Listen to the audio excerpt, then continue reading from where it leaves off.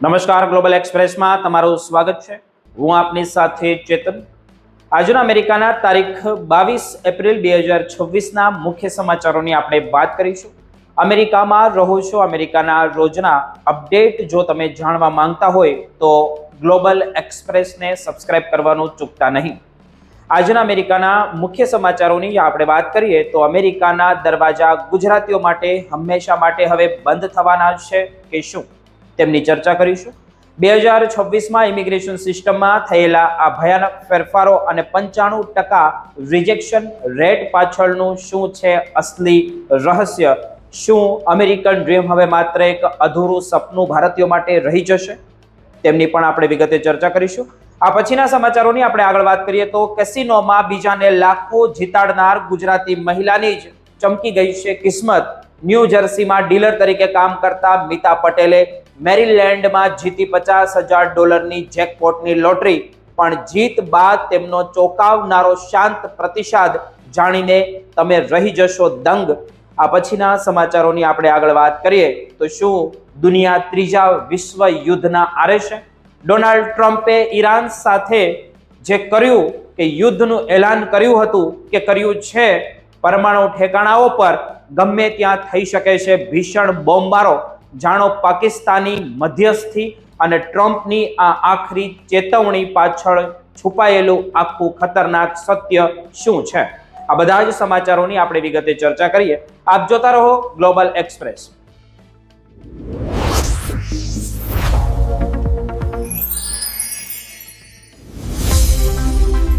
અમેરિકામાં વસવાટ કરવાના સપના જોતા લાખો ભારતીય અને ખાસ કરીને આપણા ગુજરાતીઓ માટે અત્યારે ખૂબ જ ચોંકાવનારા અને ચિંતાજનક સમાચાર સામે આવી રહ્યા છે।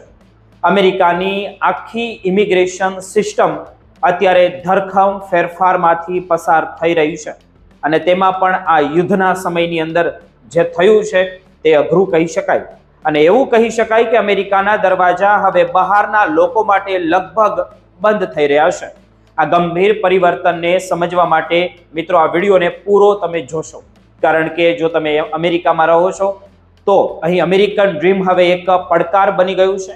અમેરિકાની અસાયલમ સિસ્ટમ એટલે કે શરણ લેવાની પ્રક્રિયા અત્યારે સંપૂર્ણપણે પડી ભાંગી હોય તેવું લાગી રહ્યું છે। ફેબ્રુઆરી 2026ના આંકડા જોઈએ આપણે, હવે આંકડાઓ બહાર આવ્યા છે તો આપણને ખબર પડશે કે જે સિસ્ટમમાં પહેલા 31% લોકોને સફળતા મળતી હતી ત્યાં હવે માત્ર 5% લોકોને જ સફળતા મળી રહી છે। આનો સીધો અર્થ એ છે કે જો તમે શરણ લેવા માટે અમેરિકા જાઓ છો તો તમારી સફળ થવાની શક્યતા લગભગ શૂન્યની નજીક પહોંચી ગઈ છે। આ કોઈ અચાનક આવેલું પરિવર્તન નથી, પણ જાન્યુઆરી 2025થી જે લાગુ કરવામાં આવેલી નેશનલ ઇમરજન્સીનું પરિણામ છે, જેમાં ઝડપી સુનાવણી અને તાત્કાલિક ડિપોર્ટેશન એટલે કે દેશ નિકાલ પર ભાર મૂકવામાં આવ્યો છે। વહીવટી તંત્રએ રોકેટ ડોકેટ્સ જેવી સિસ્ટમ શરૂ કરી છે, જ્યાં કેસોની તપાસ કરવાને બદલે તેમને ફટાફટ નકારી કાઢવામાં આવે છે। 2026ના હવે રિપોર્ટ બહાર આવ્યા છે, તેમાં લગભગ 80% થી 95% અરજીઓ સીધી જ નકારી દેવામાં આવી છે। આ આખી સિસ્ટમ હવે એક એસેમ્બલી લાઇન જેવી બની ગઈ છે, જ્યાં ફેબ્રુઆરી 2026માં જ 67,000થી વધુ કેસ પૂરા કરવામાં આવ્યા અને તેમાંથી માત્ર 492 લોકોને જ આશરો મળ્યો છે। આ બધું થઈ રહ્યું છે કડક નિયમોના કારણે।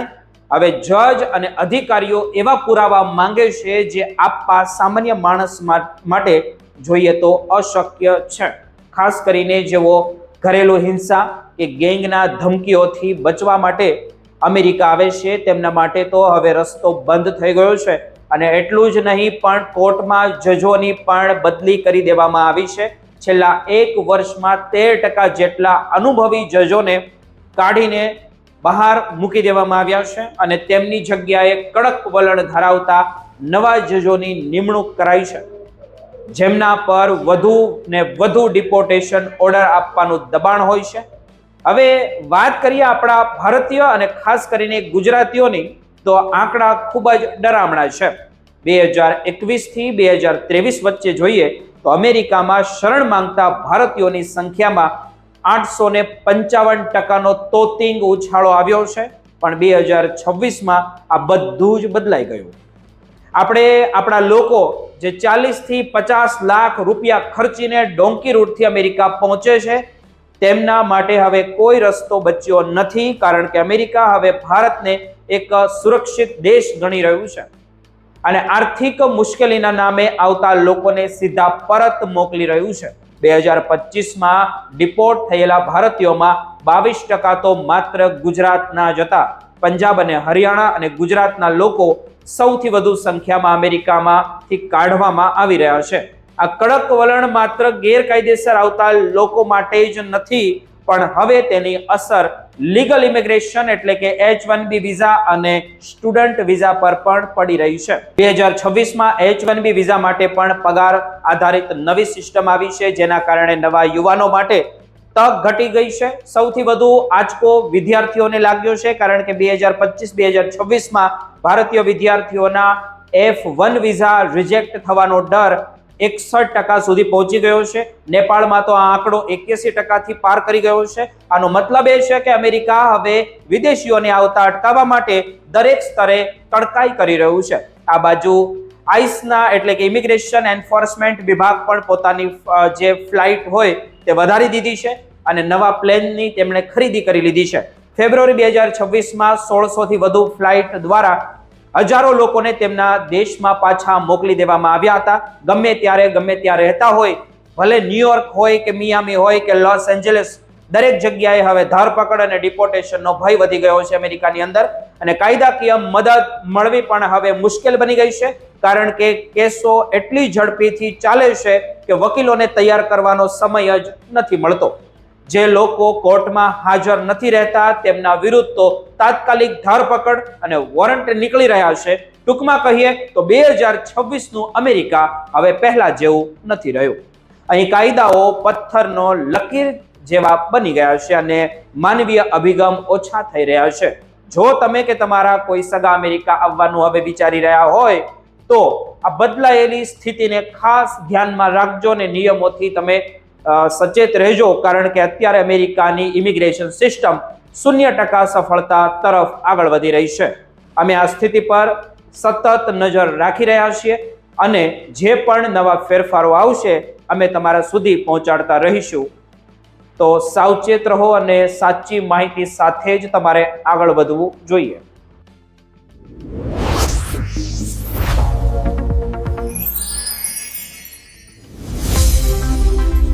નસીબ ક્યારે અને કઈ રીતે ચમકે તે કોઈ કહી શકતું નથી. અને આજે એક એવા સમાચાર છે જે જાણીને તમે પણ કહેશો કે કુદરતની લીલા અપરંપાર છે. ન્યૂ જર્સીના એટલાન્ટિક સિટીમાં કેસિનોમાં ડીલર તરીકે કામ કરતા આપણા એક ગુજરાતી મહિલાએ મેરીલેન્ડમાં $50,000 લોટરી જીતી છે.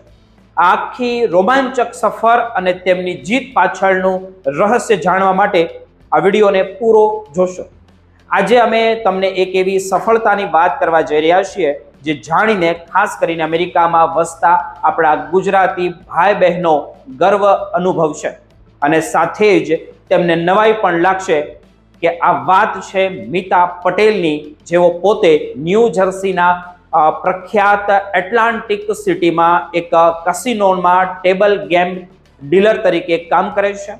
જે વ્યક્તિ આખો દિવસ બીજા લોકોને લાખો રૂપિયા જીતાડતા કે હારતા જુએ છે અને પોતે જુગારની દુનિયાના મિકેનિઝમને સારી રીતે સમજે છે, તે પોતે જ્યારે લોટરી જીતે ત્યારે કેવી સ્થિતિ હોય તે કલ્પના કરવા જેવું છે. એપ્રિલ 2026ના આ દિવસોમાં મિતા પટેલ અને તેમના પતિ વિમલ પટેલ મેરીલેન્ડમાં પોતાના સંબંધીઓને મળવા માટે ગયા હતા. ત્યાં બર્લિન વિસ્તારમાં ગ્રેઝ કોર્નર રોડ પર આવેલા ફ્રેન્ડશિપ ફ્રૂડ માર્ટ નામના સ્ટોર પર તેઓ ઊભા રહ્યા અને ત્યાં તેમણે મનોરંજન માટે માત્ર $5 વિનિંગ ટ્રીક નામની સ્કેચ ઓફ લોટરી ખરીદી. આ લોટરીની ટિકિટ જ્યારે મિતા પટેલે સ્ક્રેચ કરી ત્યારે તેમને ખબર પડી કે તેઓ $50,000 જેકપોટ ઇનામ જીતી ગયા છે. સૌથી રસપ્રદ વાત તો એ છે કે મિતા પટેલ કેસિનોમાં કામ કરતા હોવાથી તેઓ મોટા ઇનામો જોઈને જરાય ઉત્તેજિત નહોતા થયા. તેમણે ખૂબ જ શાંતિથી આ સમાચાર સ્વીકાર્યા, કારણ કે તેમના માટે કસિનોમાં રોજબરોજ લાખો ડોલરની લેવડ દેવડ જોવી એક સામાન્ય વાત ગણાય છે. સામાન્ય રીતે કોઈ વ્યક્તિ આટલી મોટી રકમ જીતે તો તે ઉછળવા લાગે, પણ મિતા પટેલે બહુ ગંભીરતાથી આ જીતને આવકારી હતી. તેમણે જણાવ્યું કે તેઓ અને તેમના પતિ જ્યારે ખુશ હોય ત્યારે ક્યારેક 30 થી 40 ડોલરની આવી લોટરી ટિકિટ મજા માટે લેતા હોય છે, પણ આ વખતે નસીબે તેમને સાથ આપ્યો છે. આ વિનિંગ ટ્રીક ગેમ નંબર 786 ની ખાસિયત એ છે કે તેમાં જીતવાની શક્યતા અન્ય ગેમ કરતા થોડી વધારે હોય છે.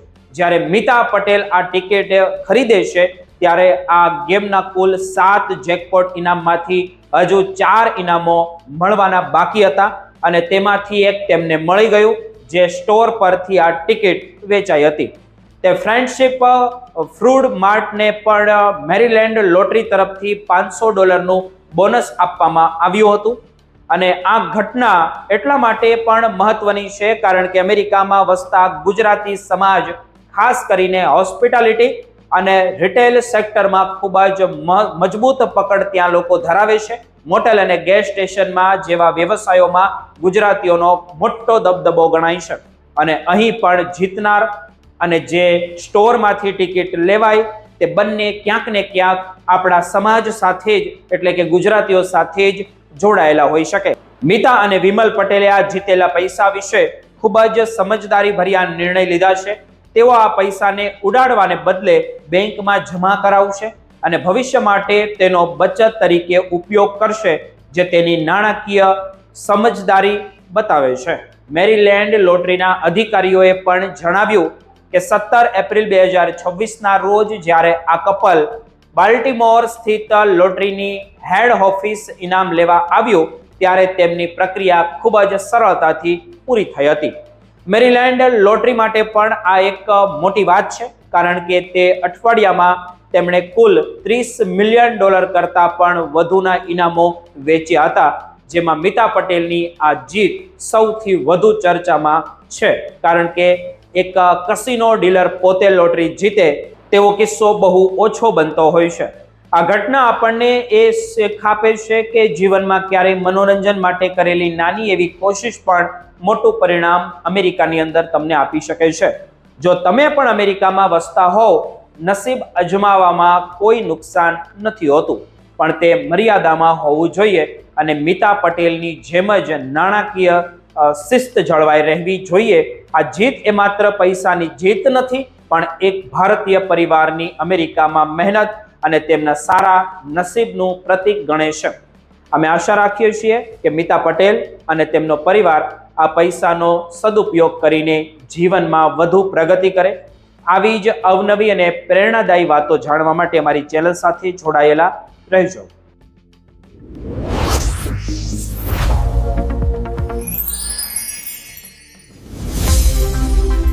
અત્યારે વોશિંગ્ટનથી એક એવા સમાચાર સામે આવી રહ્યા છે જેણે સમગ્ર વિશ્વને ચોંકાવી દીધું છે અને ખાસ કરીને અમેરિકામાં વસતા આપણા ભારતીય ભાઈ બહેનો માટે આ જાણવું ખૂબ જરૂરી છે, કારણ કે રાષ્ટ્રપતિ ડોનાલ્ડ ટ્રમ્પે ઈરાન સાથે સીધા યુદ્ધનું એલાન કરી દીધું છે અને જો આગામી કલાકોમાં કોઈ ઉલ્લંઘન કે કોઈ ઉકેલ નહીં આવે તો ભયંકર બોમ્બમારો શરૂ થઈ શકે તેવી ધમકી આપી હોય તેવું લાગી રહ્યું છે, જેમની અસર આખી દુનિયા પર પડશે અને તેલના ભાવો પર પણ આસમાને પહોંચી શકે છે, જે આપણે આગળ જોયું. આ વિસ્ફોટક સમાચારની પૂરી વિગતો જાણવા માટે અને આ વિડીયોને અંત સુધી જોતા રહેજો. અત્યારે આખી દુનિયાના શ્વાસ અદ્ધર છે, કારણ કે લંડનથી લઈને ટોક્યો સુધીના તમામ દેશોની નજર વોશિંગ્ટન ડીસીના એક ટીક ટીક કરતા ઘડિયાળ પર ટકેલી છે, જે અમેરિકા અને ઈરાન વચ્ચેના યુદ્ધ વિરામની ડેડલાઇન પૂરી થવાની અણી ઉપર હતી. ત્યાં જ રાષ્ટ્રપતિ ડોનાલ્ડ ટ્રમ્પે અત્યાર સુધીનું સૌથી મોટું અને ખતરનાક નિવેદન આપ્યું છે. તેમને સ્પષ્ટ ચેતવણી તેણે આપી છે કે જો તહેરાન તરફથી શાંતિ માટે કોઈ ચોક્કસ પ્રસ્તાવ નહીં આવે તો અમેરિકા ઈરાનના લશ્કરી મથકો અને તેમના પરમાણુ ઠેકાણાઓ પર ભીષણ બોમ્બમારો કરવા માટે સંપૂર્ણ રીતે તૈયાર છે. રાષ્ટ્રપતિએ માત્ર ચેતવણી નથી આપી, પણ તેમણે દુનિયા સામે પોતાનો જે ઈરાદો જાહેર કરી દીધો છે. તેમણે કહ્યું છે કે જો આ વાટાઘાટના દરવાજા બંધ થશે તો ગમે ત્યારે બોમ્બ ધડાકા શરૂ થશે. ટ્રમ્પનું માનવું એવું છે કે ઈરાન જેવું શાસન માત્ર જબરી શક્તિની ભાષા જ સમજે છે અને અમેરિકા પોતાની રાષ્ટ્રીય સુરક્ષા માટે કોઈ પણ હદ સુધી જવા માટે તૈયાર છે. આ સ્થિતિને કારણે પશ્ચિમ એશિયામાં ભારે તણાવ છે અને વૈશ્વિક બજારમાં તેલની કિંમતોમાં અચાનક જ મોટો ઉછાળો જોવા મળ્યો છે.